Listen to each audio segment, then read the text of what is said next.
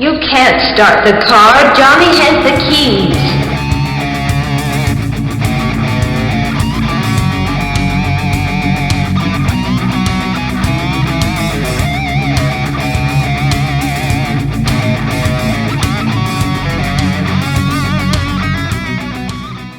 Hello, hello, hello out there in podcast land. You have reached Johnny Has the Keys, where we talk about horror and science fiction movies and the key elements of those films that lift them above the average genre fare. I am here today with my good friend David Horton. Hello, David. How are you doing? Hello, Tim. I'm doing well, in case you wanted to ask, but that's well, okay. How are you doing, Tim? Doing okay? I'm great. And let's see. I just realized that I should probably have a genre topic to talk about. And while I'm thinking of that, maybe I should pass it on to you and see if you would like to begin. Yeah, sure. I have, genre-wise, I've just been catching up on some older stuff. For some reason, I just got a wild hair and just was, over the past week or so, I've been just catching up on old sci-fi series that I like. Like I watched a couple of episodes of Orville because supposedly it's going to, I think, Hulu now, and hopefully it'll be coming, the third season will be coming out soon. And we've talked about it before, but I really liked that series. I even watched some Next Generation, Star Trek. Oh, weird. Really? Yeah. Do they still look as cheap as they used to? Well, they, the you know, or the CGI. It's CGI, and it's, you know, but then again, I love Babylon 5 too, and it has some cheesy, you know, effects too because of just the time frame they made it. But yeah, I just caught up on a bunch of older stuff, and then I've been trying to search back through, you know, like Rocket Ship XM and a couple of other, you know, the old 30s and 40s radio melodramas to see if any of them might be adaptable to like digital theater or anything. So just been playing with that. That's unusual. I don't usually go back that far in my viewing and listening. Well, you know, we did Cold Equations, you know, about a month ago or so, and that was based on an old radio play and an old science fiction, you know, short story. So I was actually looking to see if I could find any Ellison that had been adapted to a radio drama or, you know, more of that kind of short form fiction sort of thing. And are those in public domain? Some of them, maybe? A lot of the radio dramas are because, okay. You know, well, that would make it easy too. Yeah, which helps, you know, from a financial standpoint too. But you can also adapt them, play with them, you know, do other things if they're in public domain. So that's cool. Mm-hmm. Very cool. What about you? Did you figure out you did anything? Well, I did. Actually, it's not specifically genre related. I know that's two podcast episodes in a row that I didn't do it because I think I talked about sex education last time. But I watched Howard, the Howard Ashman biography on Disney Plus. For those of you that don't know, Howard Ashman was a composer, or I guess a lyricist. Yeah, he was more of a lyricist. With Alan Menken, right? With Alan Menken, right. Yep. He started off-Broadway with a show that was adapted based on Kurt Vonnegut's God Bless You, Mr. Rosewater. And then he's well known for doing Little Shop of Horrors, which you and I have in common, having both done that a couple of times. And then he went on to become even more famous by doing all the music for the resurgence of Disney's animation in the late 80s with Little Mermaid first. Little Mermaid, Beauty and the Beast, and Aladdin were his last three projects. Yeah, he was brilliant. He died. Yeah, he was brilliant, I thought, as a lyricist. I mean, it was kind of like, you know, Andrew Lloyd Webber and Tim Rice. I like them best of all of the, you know, duos, and Menken and Ashman were the same way. They just worked together so well. Right. Yeah. You would enjoy this a lot. I need to watch because there's a lot of theater in it, especially the very first half, maybe Yeah. the first third, where they talk about, he couldn't get into the whole Broadway scene, so they just decided they would build a theater, or Yeah. off Broadway, and that because a lot of people were still doing that. He called it the Godspell method, Oh yeah. because I guess Makes sense. Godspell did the same thing, and then they got noticed, eventually, and moved to higher grade theaters in New York. And that was with Little Shop, and Ellen Green's in it, of course. A lot of people. You would enjoy it. I highly recommended it, but he died tragically of AIDS very young. He was like 40. Very young. Yeah, he was So young. it is a sad thing too. It will tear you up a little bit. So Well, as it should. I mean, that was so many great artists were lost at that time, right, and he was one of the ones that I definitely remember going, "Oh my gosh, way too soon, dude! Way too soon. You could have done so much." right, Yeah, right. had so much more to offer. I think, especially with the Disney contract. I mean, that was huge. I Hmm. know he did those first three. Yeah, I think you're right that Aladdin was the last one. Well, Uh, ironically, I think Beauty and the Beast was already slated, but he had already just on his own spec, I guess you would say, drafted like a screenplay and lyrics to Aladdin, because he had done the play as a child and he was oh, very okay. interested in it. And so I think a lot of Aladdin's inspiration came from him, not Disney. I think he Mm-hmm. kind of brought it to them. Well, yeah, I So think it's between him and Robin Williams. That's what made Aladdin Aladdin. I mean, right, you know, right. um, But speaking another of one that's sadly gone. right, right. Wow, So, we need to get away from tragedy. So let's talk about a science fiction tragedy. yeah. Tragedy. Speaking of gone too soon, Yes, that's a brilliant nice people, segue. Excuse me. brilliant people taken from us too soon. What could we do? Yeah, we're thematically charging this up. Yeah. Yeah, and I feel like we're going a little fast, and it's probably because we realize we're doing a double feature today. We got to get them Yes. both in.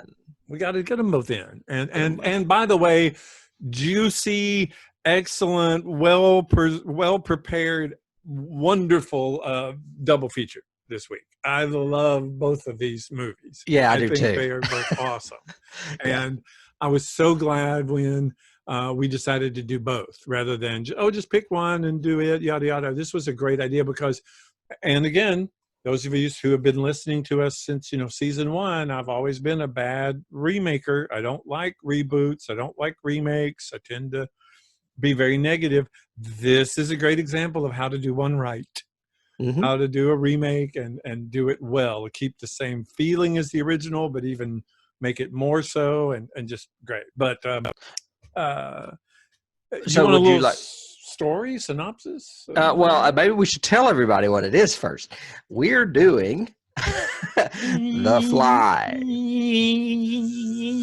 1958 version and the Mhm. 1986 version. Yes. So basically, the 1958 version stars Vincent Price. It was and I had to research this because we did House of Wax last year, and I was saying that House of Wax in 1953 was really Vincent Price's first horror movie before he caught on as like a scary movie guy, a scary movie Mhm. actor. Mhm. And by the time The Fly came along, I mean, right in there. He's not even the lead in this movie, but he's still in it, and it is a classic, what I would consider almost a horror movie, even though it is science fiction. Oh no, I think both of these fall into that hybrid category. They are horror science fiction, Mm-hmm. definitely, like Alien was, and The a couple Thing. of the others, The Thing. So they fall right into our wheelhouse of what we love anyway. They do. And I don't mean to digress before we do a synopsis, but you mentioned it being a great remake, an Hmm. example of a great remake. I think it's for the same reasons almost that The Thing was, in that the stories themselves were too detailed special effects wise to accomplish back in the 50s. So it took a remake to bring the full story to the screen. I think my I don't necessarily know if it's a key or not, but because it's a key to each other. My take on that is it's not just the special effects; it's the fact that the core story of each is there. The Thing's a good example. The core story in this is not the horror, the gore, the whatever. It's the love story between these two people, Right. and the vision that this scientist had that essentially doomed him. The hubris that he had that ended up making him killing him by the end of each film. And that core story is there in each. It's just how it's told in the modernization. I mean, in the time, and that's another thing I think is a cool element of this is each of them kind of talks about the time that they're made in, you know. I'm sure we'll get into it when we compare, but you know, in the 58, they talk about the arms race and nuclear and all the, you know, television is becoming this huge thing, and all the things that are happening in the world scientifically. And in the 86, he's talking about the same thing of the way the world has evolved and computers are getting smarter, and how do we keep up with going to other planets even, and everything else. And so as a science fiction story, I think it's awesome in both versions. Yeah, totally agree. Shut up Totally now. agreed. Love both versions of them too. Yeah. They're both really, really good movies. Do you want to give us a brief synopsis now on Yeah, the synopsis of two? 58. So 58 basically starts in a really great way with essentially a murder, and then we get a flashback of why that murder took place. But a woman is accused of killing her husband, who was a scientist, in a huge metal press by crushing his head and It's his very arms. gruesome. Very gruesome. Her brother-in-law, who also happens to, you know, be infatuated and in love with her, tries to run to her defense and help her any way she can, because she readily admits that she killed her husband. It turns out that the reason for that is he was a scientist experimenting and had come across teleportation, essentially, a way to disintegrate matter and reintegrate it in a totally different place, exactly the same. And he's fairly successful and pretty excited about it, and even does it on himself once, and it works. But then the second time he tries, there's an accident in the lab, and a fly gets into the chamber and is disintegrated with him and then reintegrated with him. And each movie kind of diverges from there, but the plot basically then devolves into, or evolves into, him devolving, and the woman he loves, in the 58 it's his wife, in the 86 it's his girlfriend, Right. having to end up uh, trying to do what he wants to do, but ends up at the end, you know, having to kill him because he is losing his humanity. So it's got some great themes to it. It's got some incredible storytelling, I think, in each one. But I guess we'll talk about the 58 first, right? Sure. Yeah. And really, you've basically synopsized both. There's not too, I mean, other than, you know, updating and special effects, there's not a lot of differences, except for the fact that one is his wife and one is his girlfriend. And there is no metal press. I always found that Yes, kind of extreme at the beginning, but well, and actually that is a big divergence of the two, which we could talk about, which I is one of my big elements I love. I like the murder mystery part of this. I like the fact that it starts with the murder, and then you are really unsure until she does the flashback, and she doesn't do the flashback till like halfway through the movie. Right. And I mean, those of us that are familiar with the movie know what's going on, but just watching her when she's in bed having breakfast and looking around the room for flies flying around, and you're like, wait a minute. And you're watching Shiraz, the inspector, and you're watching Vincent Price both do this kind of side eye. Yeah, is she okay? Is she okay? And I'll just keep sipping my tea, you know. But yes, it's essentially the same story, like I said, and I think that's the strength of both of them, is this love story between them and this scientist who's not a mad scientist. As a matter of fact, he's in both movies. He's very charming, Hmm. kind of thing. It's just that he goes too far, too soon. Yeah. That big key for me is it's definitely Jekyll and Hyde, kind of thing. Oh yeah, yeah, Um, absolutely. I had that as well. I love how beautiful this movie is. I was completely flabbergasted when I watched it, and it's in like CinemaScope and in mhm. rich color. I was like, wow, this is gorgeous. And then I read a little into the background, and some of it was filmed in Canada, and I have no idea why. Well, I had that as a big question that I was hoping you could answer, but obviously you can't. Because from the very beginning, I was going, okay, why does everyone have French names? Why Hmm. does everybody have, it's Philippe and Francois? And, I'm going, why does it? And then at one point he said, you could go from Montreal to New Right. York.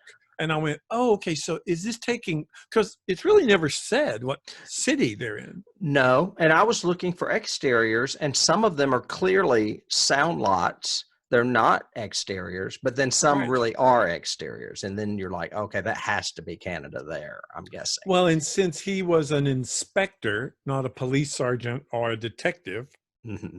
I am assuming that, yeah, it was set in Canada. So even Hmm. though that's never said anywhere in it.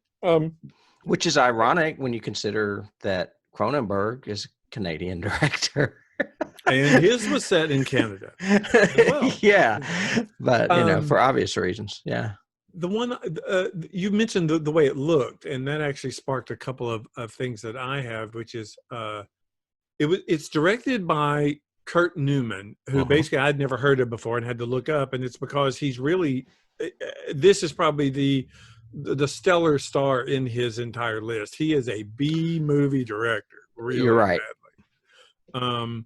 And it's the first screenplay by James Clavell, who went on to do some incredibly great screenplays. I mean, Great Yeah. Escape and To Serve with Love and all that. Hmm. And so I think the two of them make this work really, really well. Hmm. I think Newman used his B movie cred to give it the shock value that it wants, but the underlying story is there from Clavell, so that kind of worked. The performances are all great. But there is a Mandela effect with this movie. A lot of people remember this movie in black and white and will swear to you that it's in black and white. And it's Hmm. not. It's in gorgeous, like you said, CinemaScope color. Yeah, it's It's awesome. gorgeous. I knew it was in color, but I did not know that the sequels were in black and white, which I just found really funny. And a lot of Mm, people say that's why that association is because okay. they're thinking of the sequel. That would make sense. I mean, part of me was like thinking, wait, yeah, so he's in black and white because, and it could be because, in the lab, which is the majority of the last half of the movie, everything is gray, white, black arm, all of that. So maybe that's why a lot of people associate it too. But the neon's in great big brilliant color. The transporter sequences are similar in Cronenberg with the bright blue light. But Yeah. what I Yeah. remember is the bright red blood that you're always complaining about not being the exact color of blood. It's more like Oh my red gosh. paint. Yeah. Yeah. It was And in that very, metal press at the very beginning, you see all that red blood, yeah, it's Dario bright red blood. Argento blood. Yeah, it's not Yeah. it's not good Yeah. blood. It's Italian red cinema blood, kind of thing. Um, Um, but it's got a great cast. I mean, I thought it was interesting because my first note is I love the credit sequence because I like I the was just music. just going to say that I love the credit sequence with the little hole in the screen where I mean, I guess it's the transporter. That's where the fly got in, and you Uh-huh. hear the buzz. You can hear the buzzing underneath the Yeah. music. Yeah. Yeah. Hmm. And I saw that it said Al Hedison, and I always remembered him as David Hedison because I remember him from Voyage to the Bottom of the Sea. That's how I knew David Hedison. But he's Al Hedison in this. I guess this was I didn't even notice, but near I the have him. I beginning have of him his listed career as or David. something. I don't know. Maybe it's his Um, Canadian version. I don't know. um, but yeah, I mean, I think the entire cast is great. Mhm. Patricia Owens is really great as the wife. Vincent Price is not over the top. He's very compassionate, and he plays a secondary supporting character, really. And then Herbert March as Shiraz was great as well. Do you believe him? I didn't believe it at all. And it's just, he's really, really, it brings gravitas to Is it. I it like March or Marshall? it. It's not Marshall. I think it's March. I think it's I Herbert. may have typed it in my notes wrong. I thought it was Marshall, but you're yeah, he's great I may too. be He wrong. is great. But yeah, I thought I think it's March because he did a lot of. It may be Marshall. I don't know. He did a lot. He did some Vincent Price. You're I mean, not he thinking did of some. Frederick March, are you? No, Herbert did a lot of Alfred Hitchcock stuff, and I'm he gonna was have to look always this that up. kind of character. Nope, you're Mhm. correct. It is Marshall. I'm just looking Oh, at it okay. right now. Yeah. Before we move on to the Casting. cast, Yeah. yeah, do you want to talk about? We were talking about the opening sequence being really cool. Mhm. There were some other things that stood out to me as far as scenes. I love some of the dread in this movie. Like when you know something has gone wrong because he is passing her a note under the door. Mm-hmm. Mm-hmm. I mean, I felt that dread, even though I have seen this movie before. Was there any certain scenes that struck you like that as well, besides the obvious classic ending and things? Well, that one's definite for me. Well, two. I agree with you. I think Hedison does a great job of playing the pain of fighting himself, Hmm. which is great in that. But the way they do the music and the way he does the filming the sequences where she is trying her best to do everything for him is just so good, and you feel so bad, especially because he caps it by, or he prefaced it with that scene, obviously after he had teleported once, when he's outside and he's talking about he loves the clouds and looking at the sky and nature and loves all this. He's so happy and so fulfilled, and then this accident happens and it makes it so cursed kind of feeling. I love that. And I have an admission to make. I did not watch the end of this movie because the end of this movie still haunts me. It really, really bothers me a lot. I think it gave me arachnophobia for years. It is, to me, extremely terrifying to me. Uh, I find, and so when Shiraz and Vincent Price actually started to go toward the bench, I went, nope, I'm out. I'm done. I know what happens. I don't have to watch it. And I did not yeah, watch it to again. me, and I'm more arachnophobic than you are because I can't stand spiders. But to me, that spider looks really fake. It doesn't So, look fake to me because it looks like it will bite his head off. well, when And they I do just, the no. undershot, it does look real. But when it's moving towards him, it looks like a puppet, and he looks like a puppet. And I don't know if you read, but those two actors, Vincent Price and Marshall, could not quit laughing when they were trying to film it. See, I don't get that at all because it scares the dog out of me. It is one of the Well, it was because scariest. they were looking at this little tiny thing that it was just a little bitty doll with a human head. Well, and Um, the way Hedison does that, it's exactly. just no, no, Yeah, no. it just It, kind of cracked me up that they said that it took them a long time to film it because they could not quit well, laughing. well, and that says a lot about how it was finally edited, done, and whatever. Hmm. That on set they found this hilarious, but then it becomes a haunt. As far as me, it is a haunting scene. I can't watch it. I really can't. It Well, creeps me out. I'm haunted by the fact that we never find out what happened to Dandelo, and I also want to know what kind of name Dandelo is for the cat. Well, it's some kind of French name, it is, but whatever. But Yeah, I mean, the uh, cat disappears. We hear it a few times in like some other dimension going, "Meow," yeah, I and that's have that it. as my notes. I don't buy that. Two things that throw me off in my, oh, David has to be so analytical about movies thing is, okay, I'm sorry. I don't care how bad a doctor, EMT, nurse, whatever you are, when they lifted that press, you'd be able to tell, that doesn't look human to me. That looks like something black with whiskers and everything else all squashed in there. And you would know that wasn't human. I'm just saying. Um, and secondly, sorry, I don't care if Dandelo is in the ether or whatever. He can't meow. You're not going to be able to hear him. His atoms are scrambled. He's not going to. No, not going to Well, happen. I was But bothered. I considered, but I can understand the contacting mystery PETA. of of where is Dandelo. That should Where is have been Dandelo? the sequel. That's a great title. Where Where is is Dandelo? Dandelo? That could be our new band name. It's like Where is Flowers for Dandelo? Algernon. Where is Yeah. Dandelo? I do have a note that did you notice that Vincent Price gave that kid some watered down booze? And that kid drank it and said, this is good. Yeah, he gave him some wine. Yeah. Well, And poured some water in it.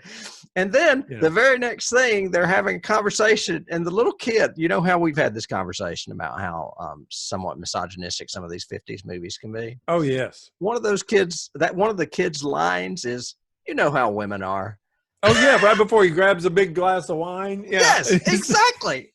He was like a little misogynistic man, sitting in that chair drinking his watered down wine. But casting wise, he's great. That kid is really, really good in Yeah, he every is. scene. I thought he was really he was a strong actor. Really, there are no weak spots in casting at all. And the only weak spot in the film itself may be just what we were talking about with the cat. Yeah, from a scientific perspective, that one, and then the 50s things you have to deal with. She's hysterical, has murdered her husband, and is being sedated by the nurse, but her hair is perfect. It's perfect. It is and her so makeup, pretty. And please bring me breakfast in bed. Well, and you're also going to have the melodramatic music that sounds like Douglas Sirk, Oh yeah, Magnificent Obsession or something. You've got that, Yes. dun, dun, dun, but it's cool. I forgive it. Anything else before we move a little bit on to casting? No, I think as we talk through it, we'll go back to it if we have anything. I've got some interesting casting notes I think you'll like. Yeah. Okay. One is David Hedison, who plays Andre, is also the man who played Felix Leiter. Yes, James Bond. Two Leiter. James Bond movies with different Bonds. One was Live and Let Die, and one was License to Kill. Yes. Someone else has done that recently too. I think it's the black actor I like so much, Jeffrey Wright. Jeffrey Wright. He has done it too. Mm-hmm. And he's in the new movie coming out. He'll be Felix again. Oh, so 3 times he'll break the record. Yep. One of the things I found most interesting about David Hedison is that he is Jodie Foster's father-in-law. What? Yes. I did his not know. What do daughter you mean? is married to Jodie Foster. Really? Isn't that wild? That is wild. I had no idea. And he is still alive, by the way. I checked on that as well. I've got the note that you already mentioned that he was on Voyage to the Bottom of the Sea. Oh, but did you know that he turned down the role of Mike Brady on the Brady Bunch? I did not, but I could see why. But yes. And then the only other thing I have about Andre is that it was originally offered to Michael Rennie, and he declined because he didn't want to have his face covered for half the film. See, now here's one. Here's that. Because I could see Renee doing it, but Hedison has such a charm to him and such a I would call it a great work ethic, because he didn't let a stunt double do those scenes. He played all those scenes with that thing over his head. Which is great. Yeah, other actors would not do that. I liked, I think Rennie might have been a little bit too creepy and cold almost. I could see that. Whereas there is a warmth and a sincerity to Hedison doing all this. I bought their relationship totally. Oh yes, yeah, she was great. He was even with the 50s. Well, Andre, he'll be down in the laboratory for 2 weeks, and me and the boy will just be up here drinking watered down wine. And luckily, he's invented a bunch of stuff so we can be extraordinarily wealthy. Moving on to Patricia Owens, who plays Helene. You mentioned, well, she is very good. All I have for her is a lot of television roles, but she was in the movie Sayonara, which is a Marlon Brando movie. That's why I know it. I don't remember what she played in it. She was not the lead. Maybe she was like the best friend. of the lead. Really? Okay. Because the lead was an Asian actress, obviously. So it's been a while since I've seen that one. Well, and I think she had done a bunch of film work prior. I think she did a bunch of film work late 40s, early 50s too. Yeah, maybe some B movies. So, yeah. Yeah. But she's great. That scene of her screaming when the monster reveal happens, I've seen remember we were talking a week or so back. No, actually it was when we were doing The Brood about that movie Terror in the Isles. Yeah, I Terror in the remember Isles. her scream, I think, in that film as well. That face. Her scream and the multifaceted, the multifaceted look of that's what a fly sees, Yeah, exactly. I don't think we need an introduction to Vincent Price, who played Francois. We kind of know where he comes from. Yeah. And Herbert Marshall, you had mentioned him, plays Inspector Charas. He was in Charas. He was in The Letter with Betty Davis. Betty Davis, yes. Mm-hmm. And he did a couple of really good episodes of Alfred Hitchcock Presents. I remember those because I liked him. I remember one because he was supposed to be like a judge from Montana, but he had that accent. So he's like, oh, I'm so glad to be a judge here for the past 35 years. And you're going, what? But he was really good doing it. So Peter, bring me the letter. The letter. This is where we get into some interesting stuff. Emma, who was played by Kathleen Freeman, she is a character actress that you have seen in a million, actually I put billion television shows. Oh yeah, Petticoat Junction, everything. She's been in everything. And she was, as far as film, she was in Inner Space and Naked Gun 33 1/3. But I mean, you really remember her just being a character actress on stuff like Bewitched or what have you. Oh yeah, the very first scene when she's just the one that comes and takes the jacket and from them when the inspector or when Vincent Price first arrives. And as soon as I saw her just in the background, I was going, "Oh, that's what's her name from all that." She's been in everything. She could have been Gladys Kravitz, but I don't think she was. Yeah, she would have made a great one. This next one is one that struck a chord with me. The woman, Betty Lou Gerson, played Nurse Anderson. And I found out that not only was she the narrator of Disney's Cinderella, she also did the voice of Cruella de Vil in 101 Dalmatians. Oh, the animated? That's awesome. Yeah. I didn't know that. I know. So she was a Disney voice actor. So I thought that was fascinating because I was like watching her. I was like, she's kind of a scary nurse, a little bit like Nurse Ratched. And then no wonder, she played Cruella de Vil. There you go. It's in her nature. And then the last thing I have is Charles Herbert played Philippe. And he was in 13 Ghosts, which the original movie scared the crap out of me when I was a kid. Yep. And also a movie called Houseboat with Cary Grant and Sophia Loren. So wasn't he in a Doris Day movie? I thought he did a Doris Day movie. It's quite possible. I thought I remember him. Usually try to put down at least 2 films that are relatively known by at least us. Yeah. So he was really good. I mean, it's hard, especially at that time, for child actors to be any good. And he was really good. He wasn't too over the top. He was right on it. Worked really well. Right. Like you said, I mean, the whole cast is great. This was what was it? Was it 20? It's 20th Century Fox, right? Yeah, both of them, both movies are 20th century. They did a good job putting everything together for this film. The production, I think the production, the director. Yes, all of it. The production design was great. I love the design of the, what I call the Irwin Allen panels, but the laboratory itself. I like the big clunky things he has to turn on, the switches and the little neon chambers that light up, and the way they did the effects was really good. And I like the overall pace of this movie works for me. Some horror movies end up bogging down, or they're so frenetic that the pace is too fast and you never have a chance to really enjoy the characters or enjoy the story. And this, for me, had a really strong pace all the way through. I think the mystery element helped tie it together at the beginning. And then suddenly we're now into watching this Tragedy. deterioration and everything. And I loved, making him a mute, I thought was a brilliant idea. So that he couldn't talk. He had to type everything to her. Mm-hmm. And then she had to read it. And I love the way that the director chose to do that, because a couple of times she read them out loud.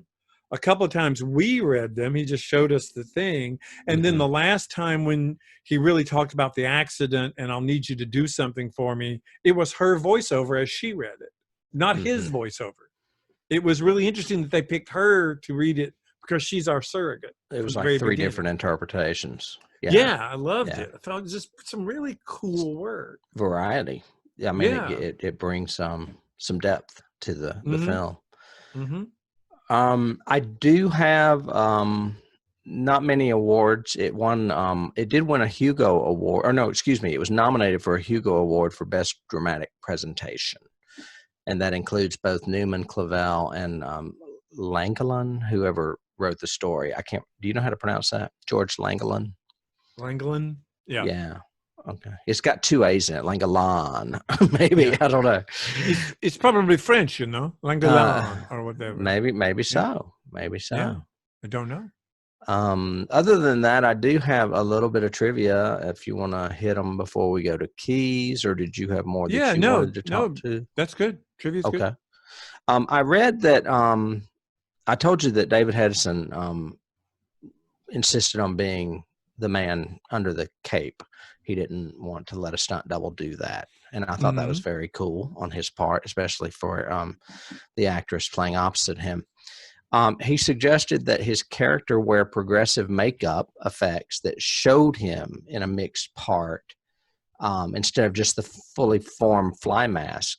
But they had to decline because of cost and expense, which is what I feel like that's what I was saying in the early on, is that in the second movie, they could do more of that. Oh, yeah. Make it more of a transgressive monster or transitioning monster. So that was kind of cool. Well, and it says a lot about the directors themselves, too. I mean, Newman was obviously a shock value sort of B director, and that kind of showed in the way he told this story. Cronenberg is very big into body horror, but substance underneath it all. So it's not just for the horror angle. There's a reason behind all of his gore, and that showed in his version. Yeah, even though it's explicit. I don't know about subtle. I don't think I would say subtle. Well, I mean, I think all of his movies have a subtle pace. But they do go over the top when it comes to effects times. Oh, yeah. You mentioned a key earlier that I had down as well. This is a Jekyll and Hyde story. Oh, definitely. Very much. But I also, as far as keys, I would say it's a mad scientist story too, because after a while he does become mad, and there's echoes of like Frankenstein and Reanimator, Dr. Moreau. And I especially got huge key feel for the whole woman in the room with him and his face covered up being like Phantom of the Opera. I was just waiting for her to snatch that thing off his head. See, that's what I was that was my biggest key. You got it from me first. But that was sorry. I stole David's key.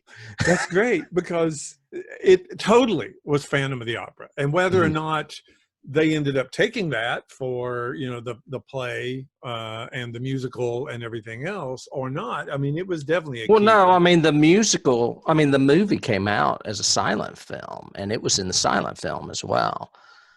But there wasn't that tension. I didn't get in either of the earlier, the 20 version, or the even 40s, the Herbert Long Raines version in the 50 when even the Herbert Lom Hammer version, I didn't get this amount of so curious to see what's under the mask. sort of thing, but you really do. And it's just a black cloth. There's nothing special about it. He's just Oh got a yeah, black and there's such thing. suspense the whole time. Oh, God. I mean, I'm Awesome. an adult, but had I been a kid, I'd be like, "Oh my God, she's going to pull that thing off." And the He's way gonna he be a did, the monster. first reveal with just the hand, Mhm. coming out, that I was going, oh my gosh. Yeah, And I that was love great. I love the work they use with the hand and him controlling the monster's instincts. With his normal hand, he is fighting the monster's instincts, pulling on the monster hand Yeah, his because body work. I loved the fighting, the yeah, internal great struggle. stuff. Yeah, because he Mhm. couldn't talk. That's why I said I think it was great to make him mute and let Mhm. him tell the story physically. Although one of my keys is Army of Darkness, because the whole fight with my own hand kind of thing was so Bruce and so Army Oh of yeah, Darkness. that's a great key. Really, I had not even thought about yeah, that. when he takes it, he's like against the glass and he's breaking. But it's not Army of Darkness. It's the second Evil Dead movie, isn't it? When he Oh yeah, fights with sorry, his Evil Dead hands. 2. It's Evil Dead 2. Yeah, Yeah, yeah, yeah, yeah. yeah, yeah. You're right. You're right. So that was it. But it was so Bruce of fight with your own hand. Yeah, okay. Um, But other than Phantom and then all the mad scientist type movies, I think I mentioned Dr. Moreau as well. yes. And that is actually, kind of similar too, because he was crossing animals with humans. Were Mhm. there any other keys that you had? Because I didn't have that many more.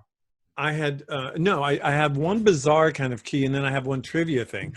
A trivia thing I had was, do you know where the original short story came from? Just that it was by that guy named what I say? George Langalon.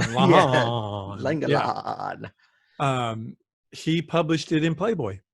It was published in Oh, that's Playboy in awesome. 1957. That's where the short story came from. So this movie is based on something that came from a dirty magazine. Yeah, well, a Where? lot of Stephen King's are too, so get Yep. used to So it. They you were in get used to it. Penthouse and We and all of those. Well, a big key for me, of course, is for me, this was the first time I ever saw a transporter from Star Trek, because that's what this is. And it really does disintegrate and integrate. And obviously Roddenberry liked that idea, and it saved him on budget of space landings and everything else. So that's, I That's a think, great key. Great because key. I was trying to rack my brains to see if there were any earlier films that dealt with teleportation, and I couldn't think of any. So I think this may have been the original key to a transporter. It's there's not one.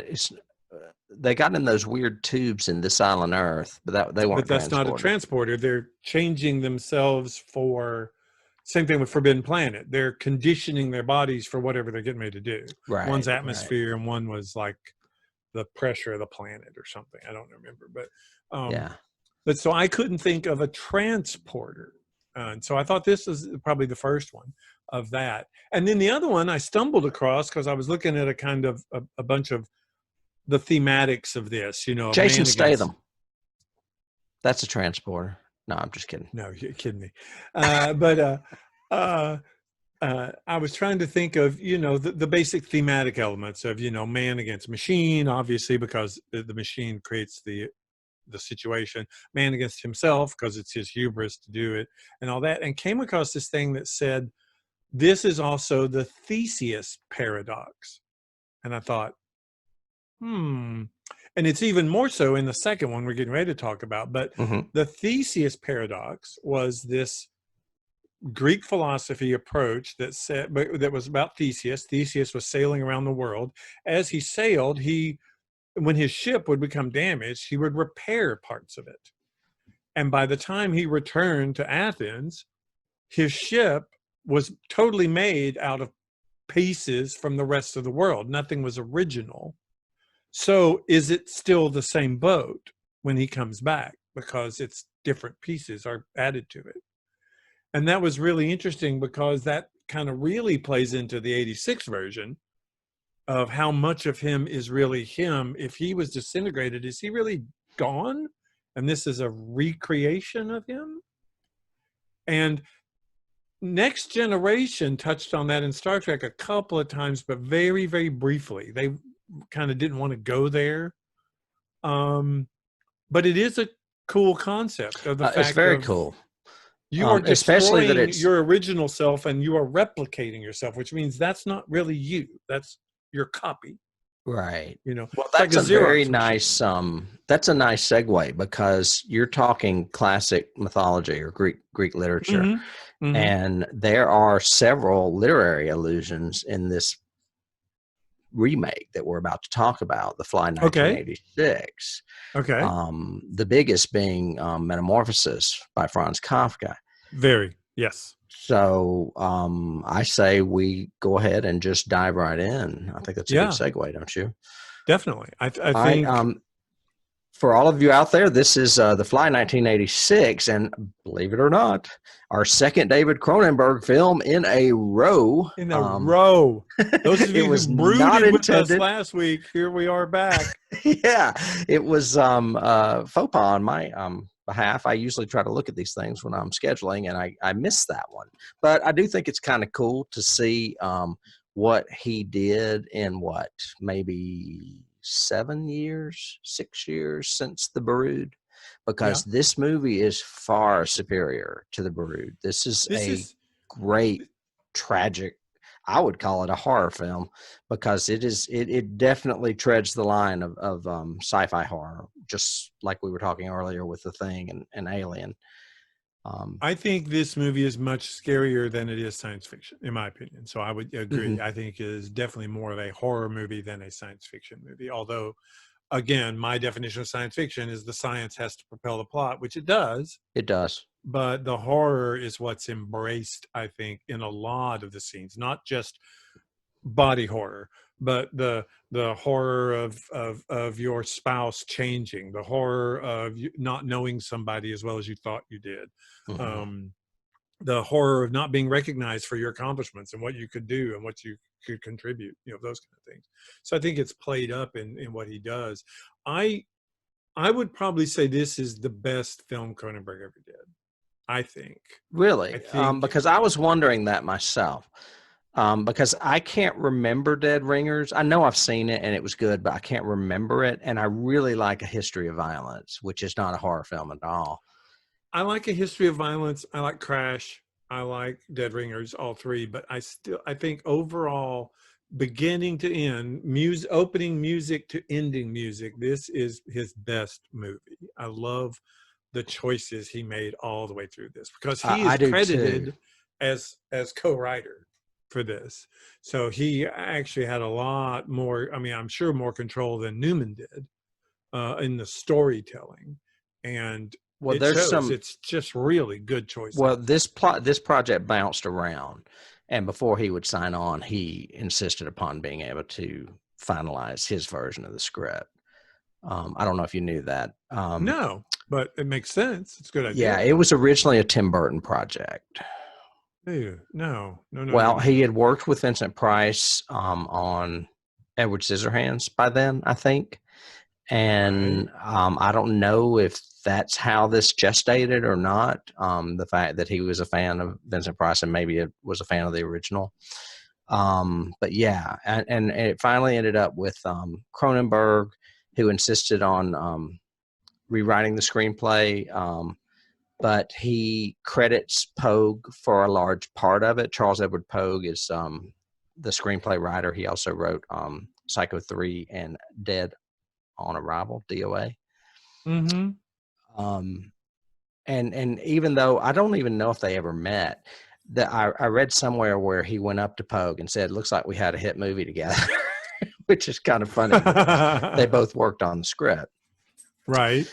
Um, Well, I think I remember him saying somewhere, I saw that Cronenberg actually said, because he had written so much that he could have gotten credit himself, but he gave co-credit to Pogue because he said without his original screenplay, it mhm. would not have been the movie that it was.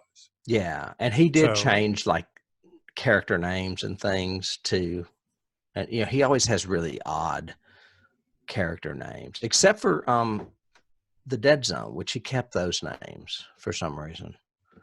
And that's another film of his that I think is really, really good too. It's the Dead Zone.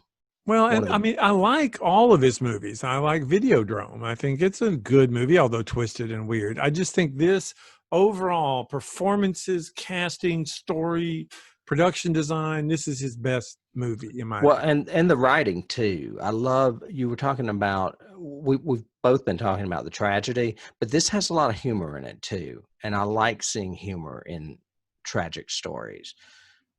But humor that's not silly, and humor that's not No. thrown out to Mm-mm. in a campy sort of way. No, it's almost self-deprecating humor on Seth's part when he's turning into a monster. He's Well, it's kind of almost making fun of the fact that he's turning into a monster. it is almost impossible to have a Jeff Goldblum movie that doesn't at least feel a little weird, because he's just He's kind an of odd bird. weird. Yeah. Yeah.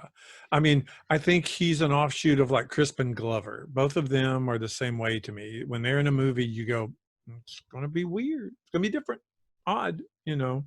But he's I don't know if he's a method actor or not, but he brings a lot to the table. I read that scene where he's talking to her in the coffee shop and adding all the sugar to his coffee, Uh-huh. that he's acting so manic, and it's because we know what happened. He doesn't.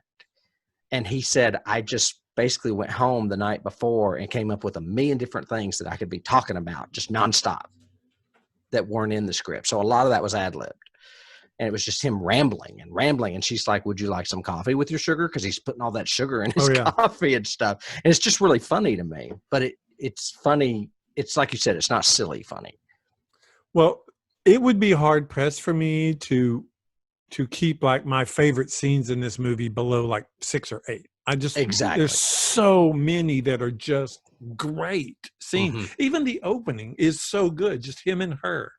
And that whole, because it's just the two of them, it's just their dialogue.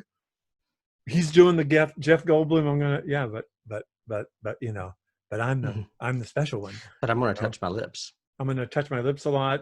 I still remember, what was it? It wasn't this movie. I don't think, no. But I do this and go, Jeff Goldblum is the only person who could do this as an actor and get away with it. You know, because. And I'm going, well, it makes no sense to do that, but he did.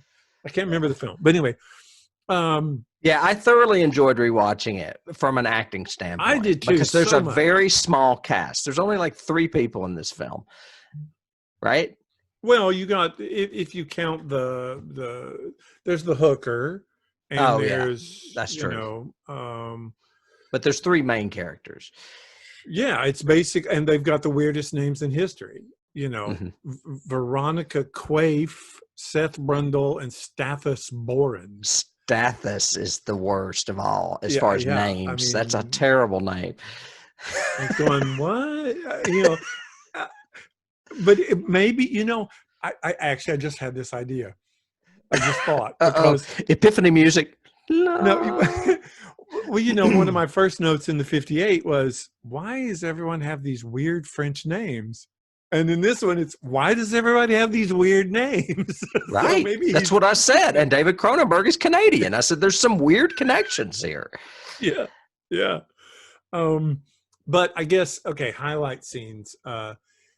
Definitely the ones that just stick out tremendously, other than the ending, which is really good too. But the scene where he's on the crutches. And that's my favorite scene. Him. That's a funny scene. He says funny things in that scene. Oh yeah, but they're that disparaging kind of. I think I ate a fly. I think I'll die.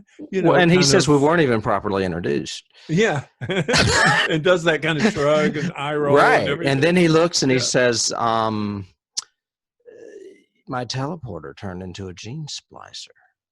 Right. It's when right after that comic line, he has that revelation. Like, wow, I did something else. And that one, you really see the pathos of him. It's when it hits him and he's realized, and he's just done the call to her saying, please come. And she shows up and he's on crutches and he's got snot all over him. Yeah. He thinks it's cancerous and he's dying and all that. That scene. And then the other scene that really sticks out to me, and always has, even from the first time I watched this movie, is the scene where she's going to tell him she's pregnant, and he's in the bathroom, and he does the whole thing about insect politics, and does the thing about, you know, they don't have politicians, they just act and react, and I want to be the first insect politician. And then he's going, I need you to leave now. And she goes, why? And he goes, because if you don't, I'm afraid I'll hurt you. And you just go, oh, and you realize, and the way he lights it with him in the half shadow the whole time. And then he kind of moves out and he's looking up and you see the blue light. And everything. It's really just great to be able to act as well as Goldblum did with all that makeup on was really good work. Really, I mean, almost, I could not believe when I look back at this year, I could not believe one or the other of them wasn't nominated. Because I think Gina Davis is great in this too. She's really actually good. They were nominated for stuff, but not like major stuff. Yeah, but no Oscars, or whatever. No, but the Academy of Science Fiction, Fantasy, and Horror gave him Best Actor and Best Film and Best Makeup. They won all three of those. It only won for makeup as far as Oscars. Well, yeah, but it deserved it. I mean, that was great work. I mean, and what was his name? Wallace or something? His name was Chris Wallace, but he was up against Rob Bottin, but they didn't want to use Bottin. Well, I just think he did. Using the puppets was brilliant. It was a great idea and it worked for me. All of the effects work really well in this, I think. Even the climbing on the ceiling, as cliche as that is. Oh, it looked great. It looked great. Yeah. Yeah, and even the rubber suit was fine. I was okay with it. What about you? Favorite scenes? Well, first the one that came to mind immediately was the one where he's on crutches. But I also like when she comes back later, and I think it's the one you're talking about, the insect politic one, where he looks creepy. He looks more like Mr. Hyde because he's got the weird teeth and his face is more swollen for swollen and bigger eyes around the eyes lumpy and everything. Yeah. I love that.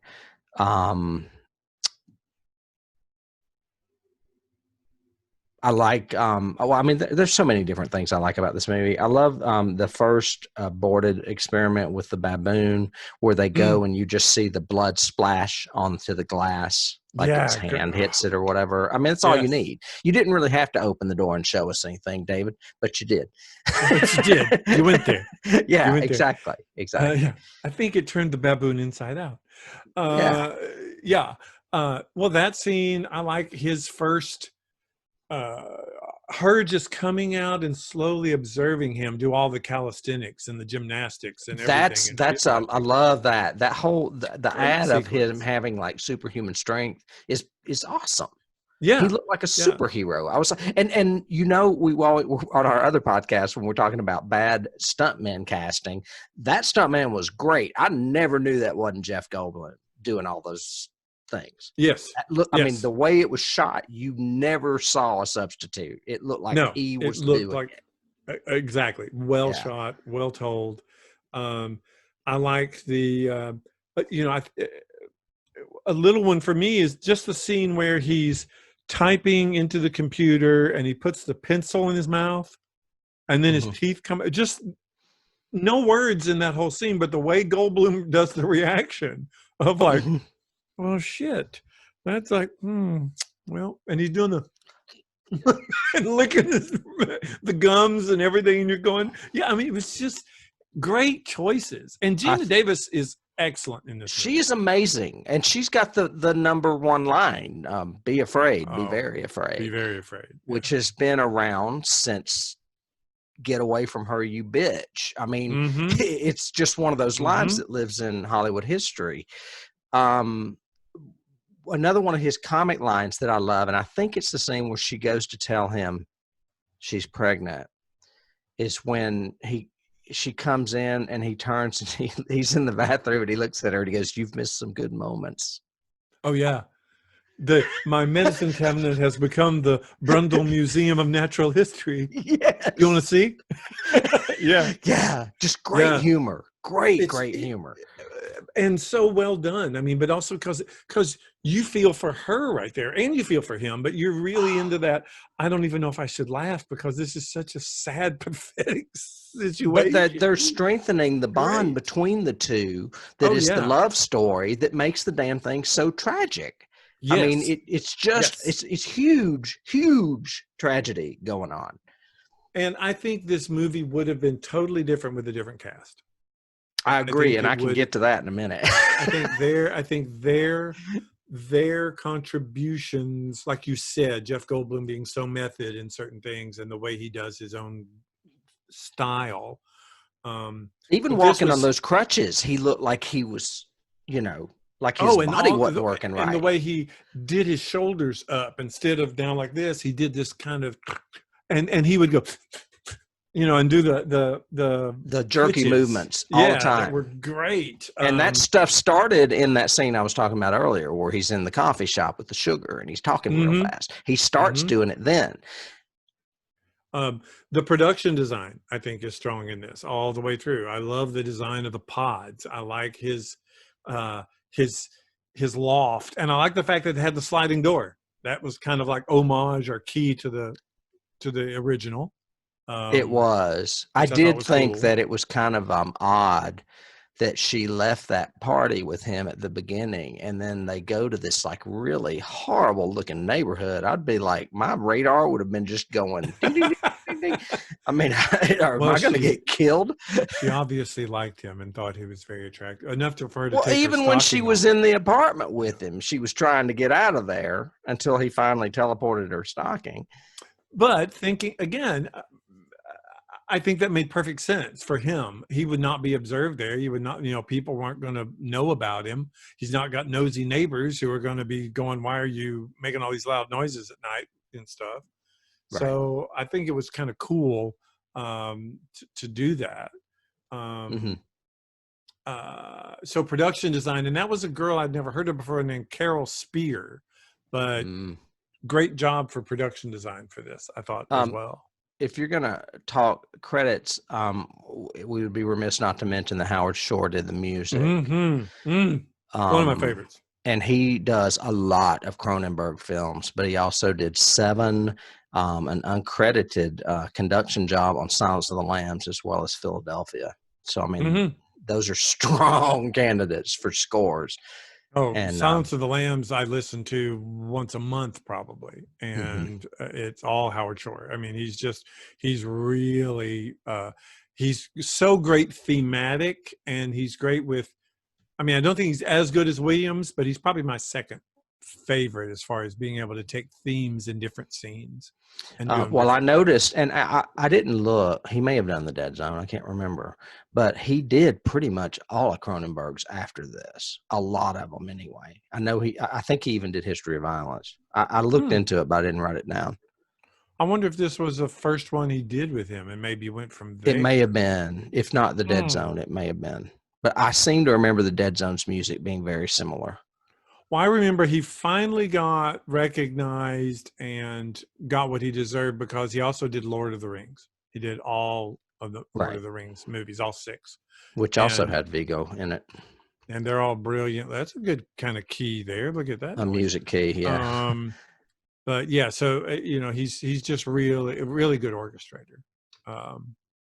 And I think he's worked with Scorsese as well. So he's done some stuff. And again, like I said, I think it was the whole production team that put all this together. Writer, director, the cast, of course, music, like you said, production. But segue to you then, I agree. I say again, I do not think this movie would have been as good without this cast. I think they are excellent. I mean, even John Getz. Gina Davis is hot. She has the uncomfortable position of playing this woman who spends most of the movie horrified, but she does it realistically and doesn't go over the top with screams or over the top with it's really well done. He did The Aviator, which is a Scorsese movie. So that's Howard the Shore one has worked. Yeah. And he did Dead Ringers, Silence of the Lambs, Naked Lunch, which is Cronenberg, and Butterfly, which is Cronenberg. A lot of Cronenberg. I don't see The Dead Zone in there. Maybe he didn't do The Dead Zone. But The Dead Zone's music reminds me of him. Anyway, sorry to digress. Shall we move on to the cast? The casting, please. Casting. I actually don't have a tremendous amount because obviously it's a small cast. But there were a lot going on around the Seth Brundle character that I really can't imagine anybody other than Jeff Goldblum playing. But apparently several turned it down before him, namely James Woods, who had done Videodrome with him. Right. Richard Dreyfuss. I can't see that. No, I can't see that. No. One, no. And Michael Keaton, who could have pulled it off. But the worst one of all, probably even more so than Richard Dreyfuss, was Mel Gibson. Mel Gibson turned it down to do Lethal Weapon. And that's a good thing because he's great in Lethal Weapon. I don't see him in this movie at all. No, I don't either. Other than the hair, he has better hair than Goldblum, but I wouldn't. Yeah, I wouldn't. No, I wouldn't have done that. John Lithgow auditioned for it and did not get it. Willem Dafoe was considered, and he could have probably pulled it off. But here's the weirdest one. John Travolta was considered for Seth Brundle, but 20th Century Fox wouldn't allow him to do it because of the critical and commercial failure of his previous film, Two of a Kind. No. Which was, I think, another Olivia Newton-John vehicle. Oh, my gosh. Yeah, terrible. I mean, out of all of those, maybe Michael Keaton, maybe Willem Dafoe, but Jeff Goldblum is this part. He's perfect in this part. And he's the reason Gina Davis is in it. He suggested her. His eccentricity works, and his eccentricity also makes him charismatic. It makes him kind of charming. You feel like you want to help this poor guy who's probably never had a date. Yeah, he's a big nerd for sure. Wait, you said he suggested Gina Davis? He did, because they were dating at the time, and Cronenberg was against the idea from the start because he didn't want to have a real life couple star in his film. Because that usually can open up a can of worms. Right. But they said that when she auditioned for it, she just nailed it, and they knew there was not going to be another. However, there were some others that I will mention here. Linda Hamilton was the first choice, and she turned it down, which that would have... Who again? Linda Hamilton. Linda Hamilton. But think about it, though. She would have become like the Jamie Lee Curtis of sci-fi, because she had just done Terminator, and now here she is doing The Fly. So that would have been kind of weird. Right. And then the other two women that were considered were Jennifer Jason Leigh, who I love, and Laura Dern. It's weird. Laura Dern had that relationship with him in Jurassic Park. Right. So it's weird how all these things kind of cross over. Go together. Yeah. Yeah, it's bizarre. Yeah. Anyway, Gina nailed the audition and got the part, and they were dating at the time. I do remember that. And then I have no other news. I mean, John Getz, I guess, was originally cast. He's great, and I think it's really funny that David Cronenberg does a cameo as the gynecologist. I love that. Which is another really memorable scene from this movie. The maggot nightmare is a very Cronenberg thing, but also just a very scary moment in this movie. It is.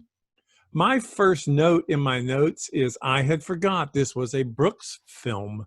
Oh yeah, movie. And Mel Brooks for a while there did some great movies. What else did he do? I knew he did this.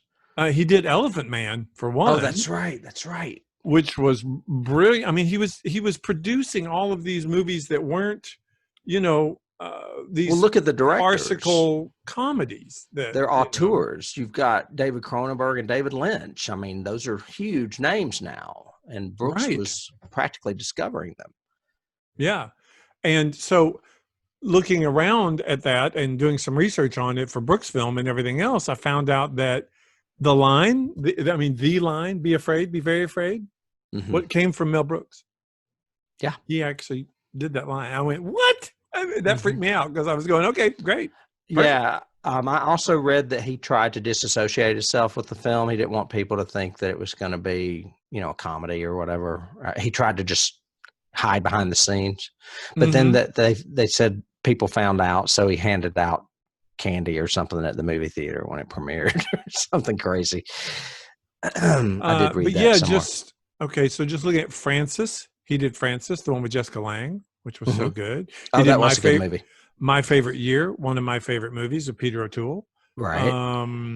He did. Let's see if there's any other that are very big in there from Brooks films. I mean, Elephant Man and The Fly were probably two, because this was a successful movie, right? I mean, I think both of these were big hits when they came out. Yeah, it was budgeted at 15 million. Opening weekend made 7, but gross in the U.S. is 40 and worldwide is 60. Wow. Yeah, for that time, that was great. That was, for the time, it was very good. Mm-hmm. And it was a big hit. It came out, I want to say, around August of '86. It was a late summer movie, just before you get into the fall with the more serious films. Mm-hmm. So I don't know that it was released with like the major blockbusters of early summer. But it was great. I mean, from the opening, again, I like the credit sequence of this. And August 15th, actually. Sorry. And in researching it, they said that that was a scientific interpretation of what a fly really sees. That's what's the background of the opening credits is. When you're hearing the music and the fly again and all that. And again, the opening credits is great. Mm-hmm. And then it goes right into their banter at that cocktail party. Right into it, almost like a voiceover to begin with. I loved his choice because I've got in my notes, of course, you have to have voice recognition of your computer at that time so that later on you can not have voice recognition when you're no longer human. But he had to type stuff out, which is similar to the typewriter in the first one. Mm-hmm. But it's not to her, it's to the computer. Mm-hmm. But I did love the fact that Cronenberg chose to do the countdown with the computer and show it every time they integrate the pod, and they show the countdown, 2 minutes, and it starts counting down, because mm-hmm. that sets up the end of the movie, the last scene, so well. Mm-hmm. I was going, okay, that's great. That was a great idea. What else? I mean, what else do you have? Did it win any awards? Did this one? Yeah, well, I mentioned some. It won an Oscar for makeup, Chris Wallace. It was nominated for makeup by BAFTA-wise. Mm-hmm. And then I told you it was the winner of film, actor, and makeup for the Academy of Science Fiction, Fantasy, and Horror. However, I will say that it has made a certain list. Would you care to guess what that list might be? Is it the 1001? Yes, movies? It's on the 1001 movies you must see before you die list. You must see them just for the maggot birth. You must. Yes, and by the way, everybody, that book is edited by Steven Schneider. I feel like we should at least acknowledge him since we mention it so much. Mention him every other episode. Yeah, he picked some good films because we have a lot of that in common. Other than that, I've got a shit ton of trivia, and some of it you may have already said, and some of it we may want to skip because we're running long. But we'll do some keys for sure. Let's see. Well, let's talk about this a bit. There's several scenes, really just one scene that was filmed and a couple of scenes that were written that were excluded from this movie. I sent some of them to you. Did you have a chance to watch them? Mm-hmm. Yeah. What do you think? I mean, obviously, I think they were cut because they don't look so great. But I think the effects and the decision to cut the baboon cat scene was smart. I think that was really a little bit over the top. Mm-hmm. And I don't think I would have liked the ending. I've always remembered the ending of this movie. Mm-hmm. And it ends when the monster dies. Well, it ends with that close-up of her with all the fog and the sparks and everything, and it does this really, really slow fade out on her, crying and on her knees and everything. There's no denouement. There is no pickup. There's nothing. When I first watched this, I remember thinking it was odd that he didn't do the structure of the original movie and have the mystery. But I like the fact that this one just ends right there, and it's just so, you just feel so much for her, and her whole life is destroyed, kind of thing. But the deleted scene was after that, and she and Stathis are like together, and she has a dream of like a butterfly baby or something. Well, there's that one. I also sent you the scene where he goes outside and he's on the roof and the weird appendage starts growing out of his side. Yeah, no, you didn't need that. That would and then apparently after that he kills a bag lady and eats her. He vomits on her and melts her and eats her. Right, and melts her in a dumpster or something. And then they also cut a scene where he eats Stathis's foot, but it's done with like the proboscis coming out. And when I saw it, it looked fake. It looked stupid. It didn't look. They said they cut it for pacing, but to me, it just didn't look good. So yeah, I think it was better that we just saw him do the hand, and we saw the effect of the hand, then we see him do his ankle, and that's enough. That's enough. And in all honesty, I think Cronenberg, I think that's a strength right there, knowing how to cut that shit and make it flow better. Yeah, don't worry about how much money you spent. Just get rid of it. Most of this trivia we have either mentioned or I don't need to, but I want to say this one because this ties into the first film. In an interview in 1987 with Vincent Price, he revealed when this remake was released that Goldblum wrote him a letter saying, "I hope you like it as much as I liked yours." Vincent Price was touched by the letter. He composed a reply and went to see the film, which he described as wonderful, right up to a certain point where it went a little too far. When it went a little too far. So I thought that was kind of cute, because Price was still around, back then. Yeah. Mm-hmm. That's great. That's a cool. That's some good trivia there. Yeah. We can get into keys now. Do. I have several that are not strictly, or that are not the same ones from the first film, even though there is a mad scientist theme going on again. Because he does become a mad scientist when he's trying to force her into the telepod. And the only other of those that I thought of was Darkman. Parts of that kind of reminded me of Darkman. Very much. That's a great one. Yeah, that's a good key. I have the one. One of mine is a weird one, but it's Raiders of the Lost Ark, and it's because of the way the hand melts. Stathis's hand melts. Looks like the wax melting of the guy's face, and it sure does. And it reminds me of that. That was one of the ones I had. And then Alien, because of the acid blood, of course. It melts everything that he vomits up. That was a key that I had. Somewhere, I can't remember where I wrote this. I actually copied and pasted this because I can't remember where he says it. But somewhere he quotes Alexander Pope. He says, "Drink deep or taste not the plasma spring." Yeah. Mm-hmm. That is from Alexander Pope's An Essay on Criticism. I am familiar with that work because I was an English major. And it is a slight paraphrase of a longer thing. But anyway, that was another one of the literary allusions I was referring to when we segued into this earlier. Metamorphosis would be the other one. Strong tie-ins to Franz Kafka's Metamorphosis, where a man wakes up and has turned into a cockroach. Well, I thought it was interesting the choice that he made to have him not mute in this one. But because of his intellect and racing, he's so vocal anyway that he just lets his mind go and says these things. Frenetic, yeah. And it's so good. And some of it is this highbrow, I am pure and gone beyond what humans can do, and And then it's down to, I'm an insect who dreamt he was a man who wishes he was an insect. Yeah. I was going, yeah, that was great. Well, or then he'll go into a stream of geek speak, or then he's hugging her and saying, "Help me, please help me," which is lifted directly from the first film. Yes. Yeah. Yes. Cronenberg made great choices in here. I like giving him the Einstein thing of the copies. His clothes are even copies, because he wears the same thing every day. I love the skinny tie from the 80s. Yeah.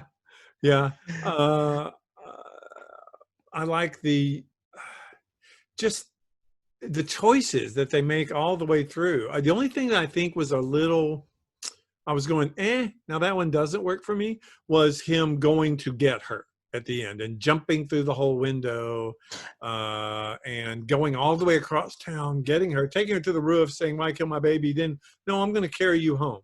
But there is a huge key in that scene, even though I agree. And it is Hunchback of Notre Dame, when he's up on the roof and he's on the roof looking carrying down. his love, across the roofs of town. Oh yeah. Why did I not get that one? Shoot. Tell me.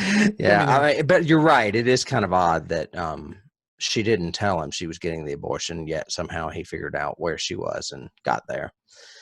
Okay, I just saw one of my notes and went, okay, I've got to mention it, is, again, the scene we both like with the crutches. Mm-hmm. And he's talking about it might be a form of cancer and he's got that self-depreciating humor, and he scratches his ear and it falls off and he goes, oh, just the way he does that. Oh, that's my ear. Yeah. Kind of thing was so good. It's great. It's great. And her reaction was real, apparently. Yeah, because it was like, holy shit. Yeah. Yeah. I mentioned the whole horror sci-fi thing with The Thing and Alien, but there are parts of this movie that specifically remind me of The Thing. A lot of the monster transformation reminds me of The Thing. Very Rob Bottin. And a lot of the computer monitors are those cheap 80s computers that with the orange print. Yeah. Right. Yes. So that reminded me of The Thing. Yeah. Very good key. And then my last assortment of keys, I guess, is just the whole tragic lovers thing. It reminds me of The Wolfman. It reminds me of Beauty and the Beast. It's just that the love story incorporated into the horror. Mm-hmm.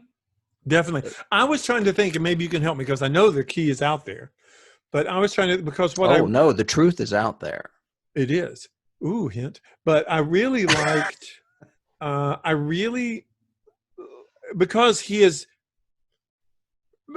almost borders into antagonist and villain near the end, in that he's not himself. He is the fly taking over, but he's grabbing her and throwing her in the pod, and he's hurting Stathis and all that kind of stuff. But then we redeem him to the protagonist and actually feel sorry for him when the creature grabs the shotgun and puts it on its head and wants her to kill him.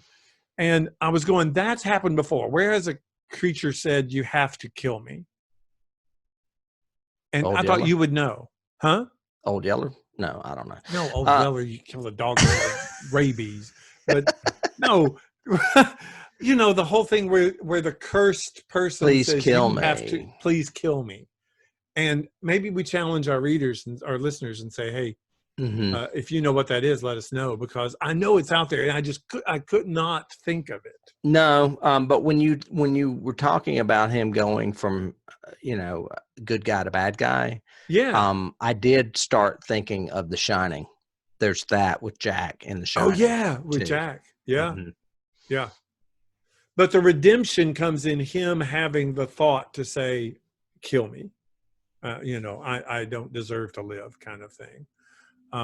Yeah, it's something we've seen, and probably more than once. I just can't put my finger on it either. I couldn't either. And it's something that's the antithesis, really, of what the 58 version was, which is basically, that's what he told her the very first time he said, something went wrong and you need to kill me, kind of thing. She's the one that kind of said, no, you can't kill yourself. You've got to, we can do this, Andre, whatever. But again, this was a juicy, sweet, awesome double feature meal of good horror science fiction. I agree completely. Really, really good stuff. I don't have any more keys on it at all. I don't either. I was just doing a quick search to see if I could come up with a film, but I can't. That really is all I have as far as keys. Both these movies are fantastic. Yes. Representations of two entirely different decades, the 50s and the 80s. Oh, yeah. Yeah, their eras are definitely represented though in the best of Mhm. what they're telling. And so I think that's great. And if you're out there listening to us or watching us on the tube, and you know of a movie where the protagonist said, "You have to kill me," sacrificing himself, sort of thing, let us know. Email us, text us, tweet us, whatever. All that. Right. We are on several different platforms, obviously, and now we're on YouTube. We've been on YouTube. We just weren't actually live on YouTube. Right. We were basically a backdrop with sound, and now you will see that we are actually on YouTube. So Yes, spread the word, tell your friends. please. And if you're interested, we did drop a little hint earlier. I won't say, but we've got a Patreon only show that we do right now that's called the Dilithium Chamber, and we are cooking up another one that's going to be happening in the near future, and we will keep you clued in as to that. So we would love to, beg and request you guys to be Patreon members. We would love for you to do that. But even if not that, then at least give us a good review, give us a rating, click the stars, all of that, because that helps us reach out to more people. So yeah. And I guess I'll be seeing you next week when, funny enough, we're going back to the world of horror, even though this kind of felt like the world of horror. Well, can't have too much horror. You've told me that before. No. It's a part of the perfect diet or whatever. Yeah.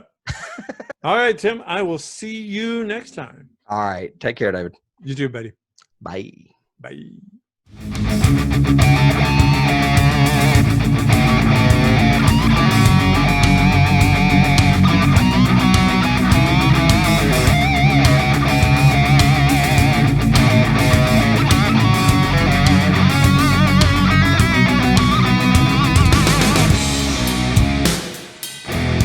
You can't start the car. Johnny has the keys.